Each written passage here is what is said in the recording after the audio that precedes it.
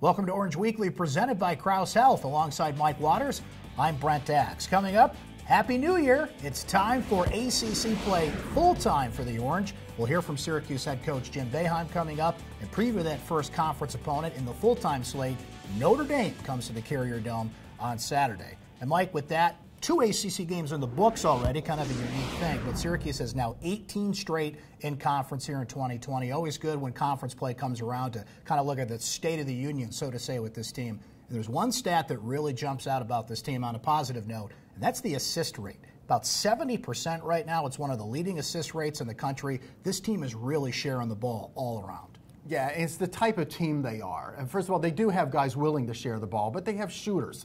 Joe Girard, Buddy Boeheim, Elijah Hughes, they're all going to be taking shots, three-point shots. Three-point shots usually create assists.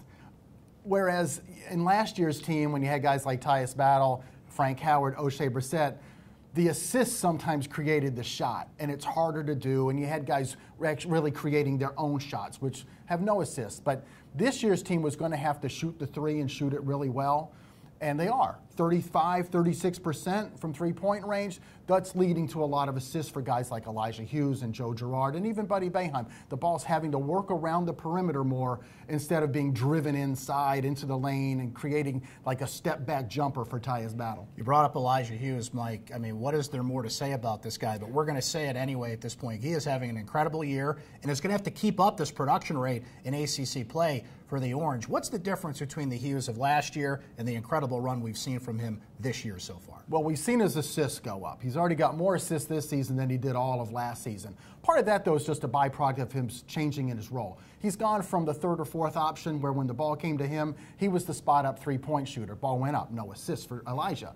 But now the ball's in his hands more, and he's sharing the ball with guys like Buddy Boeheim, Joe Girard. He throws the ball to an open Buddy Boeheim makes a three-pointer, Elijah gets an assist. Still, it's really interesting to see how well he's done in that role. The other thing for Elijah this year, he's rebounding the ball really, really well. Much better than last year, and it's been critical on a team that's still struggling on the boards overall. They need Elijah back in that small forward spot to get on the boards. We'll see if Elijah plays a little bit more at the 1, at the 2. He can do it all. Maybe they'll play him at center a little bit going forward as well. Mike, this is a team right now that is really banged up on the bench. And Jim Boeheim mentioned after the Niagara game, he's going to need more production from his bench. He barely has one right now. I mean, let's go through the list. Jesse Edwards and Howard Washington are practicing, but didn't get as much time in those non-conference games as you'd want. Added to the list, Bryson Goodine has a broken nose. He's got to get fitted with the mask, so we'll see if he's ready to go. We know Jalen Carey's out, and Robert Braswell, they're still awaiting that decision on whether they're going to medically redshirt him as he battles through a painful shin injury. That's a lot. The only good thing about that list is there's not a starter in the bunch, unless you count Jalen Carey, who's been out since the second game of the year. So I'm putting him aside. At least your starters are okay. But yeah, the lack of the bench.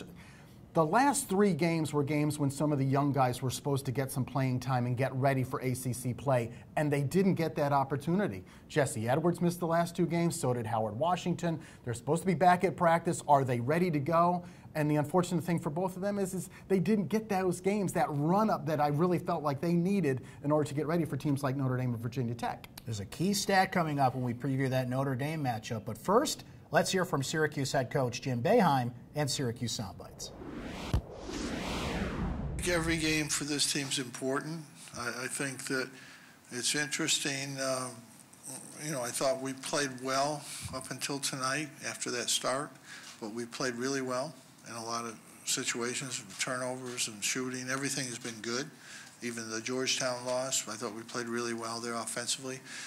Defensively, we're still not there. We still got work to do there.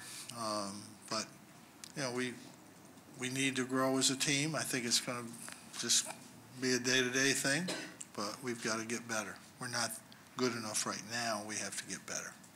Mike, Notre Dame comes to town on Saturday to start a full-time ACC slate for the Orange. Interesting inside-out dynamic from this Notre Dame team. John Mooney leads the country 13.5 rebounds per game, but this is a Notre Dame team that loves to shoot the 3. And we mentioned the assist ratio for the Orange. The Irish is actually better. Yeah, Notre Dame does shoot the 3 almost as often as Syracuse does, so we're going to see a lot of 3s go up. The assist ratio for Notre Dame is incredible, led by T.J. Gibbs, 3.63 assist-to-turnover ratio. That's an amazing number for a guard on any team. And you mentioned John Mooney, 3.5 rebounds per game, leads the country in double-doubles, gets most of his rebounds on the defensive end. That might be a good thing for Syracuse because at least he's not going to clean up on the offensive boards and get a lot of putbacks, because that's been an issue for Syracuse in games against teams with big guys inside. And last year, Syracuse actually beat Notre Dame in the rebounding category. They hit a lot of threes in that game, which is something they've got to do again here. But that was a completely different team with the Tyus Battle, O'Shea Brissett, Frank Howard dynamic. It's going to be interesting to see how this Syracuse team matches up with the Irish. Here we go, 18 straight in the ACC for the Orange starting on Saturday.